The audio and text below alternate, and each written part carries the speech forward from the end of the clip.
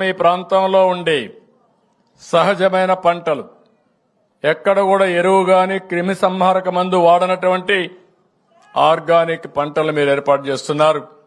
దాన్ని కూడా ఉపయోగించుకుని అవసరమైతే బిస్కెట్స్ తయారు చేసి ఇక్కడ బిస్కెట్స్ గాని మిగిలిన ఇక్కడ ఏమేం చేయగలుగుతాం అన్ని చేసి మార్కెటింగ్ కూడా ఎస్టాబ్లిష్ చేస్తామని చెప్పి కూడా నేను మీకు తెలియజేస్తున్నా.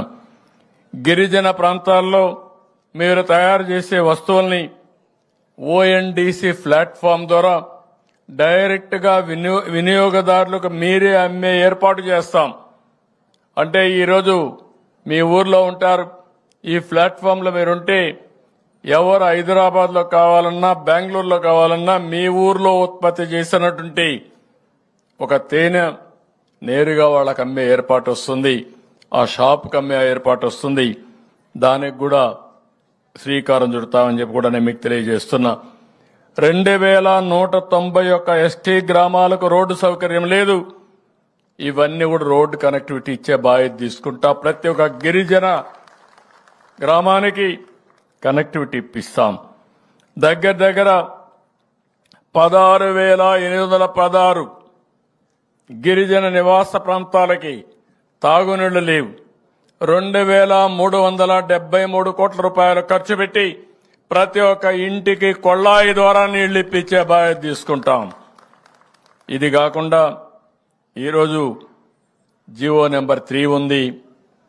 ఎలక్షన్స్ కూడా ఉన్నాయి విశాఖపట్నంలో.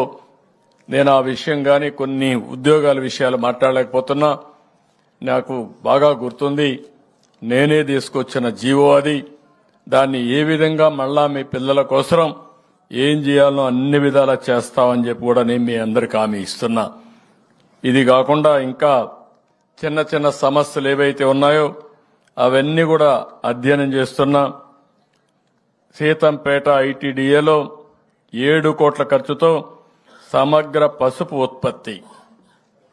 ఈరోజు మన దగ్గరుండే పసుపులో కర్కుమెన్ ఎక్కువ ఉంది, దీనివల్ల ఎక్కువ గిరాకీ ఉంటుంది. అలాంటి పసుపుని ఒక వాణిజ్య పంట కింద ఏ విధంగా దీన్ని వాల్యూ అడిషన్ చేయాలి అవన్నీ చేసి మీ ఆదాయం పెంచుతామని చెప్పి కూడా నేను మీకు తెలియజేస్తున్నా. ఇదే మరిగా ఎన్టీఆర్ ఐటీడీఏ సీతంపేటలో ఎన్టీఆర్ అడ్వెంచర్ పార్క్ ఉంది. దానికి కూడా గిరిజన మ్యూజియం కూడా అభివృద్ధి చేయాలి. దీనికి కూడా ఒక 2,50,00,000 అవుతుందన్నారు. అది కూడా ఖర్చు పెట్టి చేస్తామని చెప్పి కూడా నేను మీకు తెలియజేస్తున్నాను. ఇంకో పక్క ఐటీడీఏ పార్వతీపురంలో కొమరాడ మండలంలో పూర్ణపాడు లాబేస్ గ్రామాల మధ్య నాగావళి నదిపై ఒక హై లెవెల్ బ్రిడ్జ్ కావాలన్నారు. అది కూడా పూర్తి చేస్తాం. చింతూరులో ఐటీడీఏ పరిధిలో 11 ఎత్తిపోతల పథకాలు కావాలి. దీనికి 2.5 కోట్లు ఖర్చు అవుతుందన్నారు. అది కూడా ఖర్చు పెట్టి మొన్నే రివ్యూ చేశాను, అవి కూడా శాంక్షన్ చేస్తాం. ఇది కాకుండా ఈరోజు ఇంకొక పక్కన మీరు చూస్తే ఏదైతే